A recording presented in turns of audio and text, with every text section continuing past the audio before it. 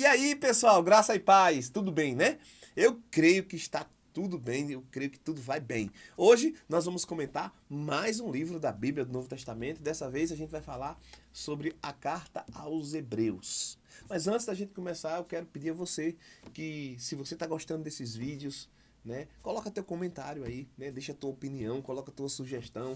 Se quiser fazer alguma pergunta também, faz aí nos comentários que, dentro do possível, eu estarei respondendo. Se você está gostando mesmo, deixa teu like, curte o vídeo e compartilha. Compartilha com teus amigos. O objetivo desse trabalho aqui é espalhar a palavra de Deus por toda a terra. Amém? Então, vamos falar da carta aos Hebreus. Eu vou começar com os personagens da carta, o autor, os destinatários, né? E por fim falar sobre o tema da carta, o objetivo da carta.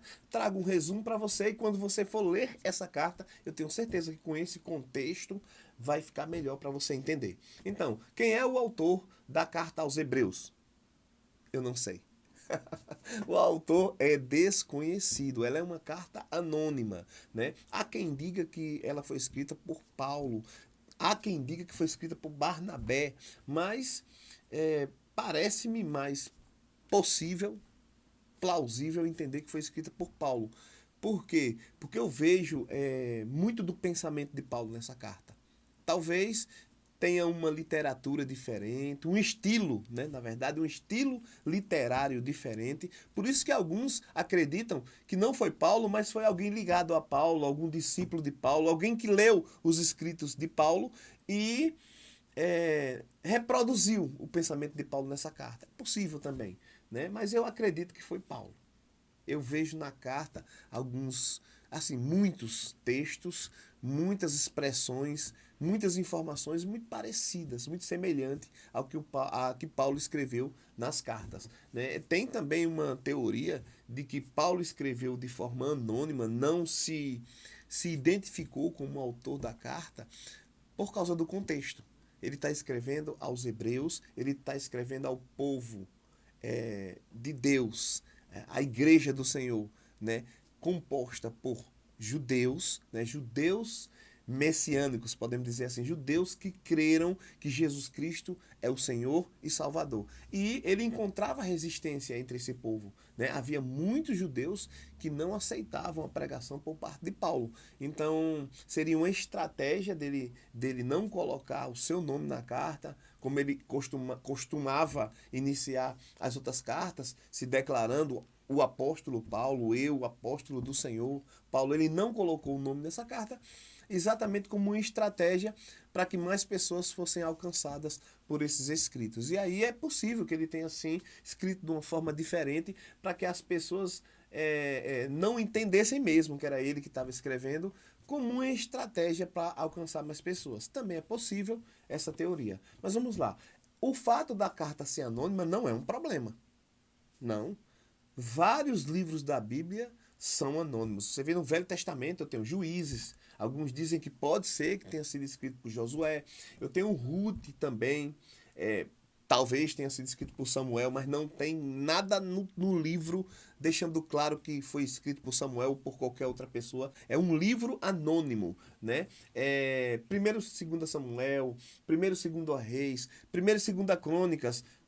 Alguns acham que foi Esdras, né, que escreveu, mas também são livros sem uma identificação do autor no próprio livro. Eu tenho Esther, Jó e inclusive Salmos, né? Todo mundo acha que todos os salmos foram escritos por Davi. Não, alguns salmos, a maioria dos salmos talvez, grande parte dos salmos foram escritos por Davi, mas tem salmo de Davi, tem salmo de Moisés e tem salmos anônimos, salmos que ninguém sabe quem foi que escreveu, ok? Isso eu estou trazendo para vocês entenderem que o fato de Hebreus, da carta aos Hebreus, ser anônima, não tira a autoridade bíblica dessa carta. Essa carta é parte do cânon sagrado, essa carta é a palavra de Deus, né, para transformar as nossas vidas. Vamos continuar. Destinatários, eu já falei, é o povo de Deus, né? A igreja do Senhor formada pelo povo hebreu. Há toda uma linguagem ali para o povo hebreu, certo? O tema principal da carta. O tema principal da carta é Jesus. O assunto da carta é Jesus. Isso vai ficar muito claro quando você ler essa carta. Agora, Jesus dentro de um contexto. Havia entre esse povo hebreu, entre a igreja do Senhor formada pelo povo hebreu, um grupo ou grande parte desse pessoal, dessa igreja, estava como o pessoal de Gálatas, retrocedendo aos rudimentos do judaísmo, sabe? Tanto na questão de rituais, religiosidade, e Paulo, ou o escritor anônimo aos Hebreus, traz nessa carta informações, ensinamentos claros para esse povo, ensinando quem é Jesus Cristo, trazendo para eles uma comparação entre a nova aliança e a velha antiga aliança, o cristianismo e o judaísmo. Né? A gente está num momento melhor, a gente está numa aliança superior e a gente vai ouvir muito isso nessa carta. Né? É comum a gente ver nessa carta expressões que trazem explicações a respeito do novo nascimento, da nova vida em Cristo, né? De quem nós somos em Cristo. Palavras, expressões, eu vou chamar de palavra-chave do texto de Hebreus são melhor, superior e mais excelente. Né? Melhor, superior e mais excelente. Você vai ver muito isso. Então, nessa carta, você vai ver, por exemplo, já no início da carta, que Jesus é superior aos anjos. Depois você vai ver que Jesus é superior a Moisés. Depois, Jesus é superior a Josué. Em Cristo, há um descanso melhor.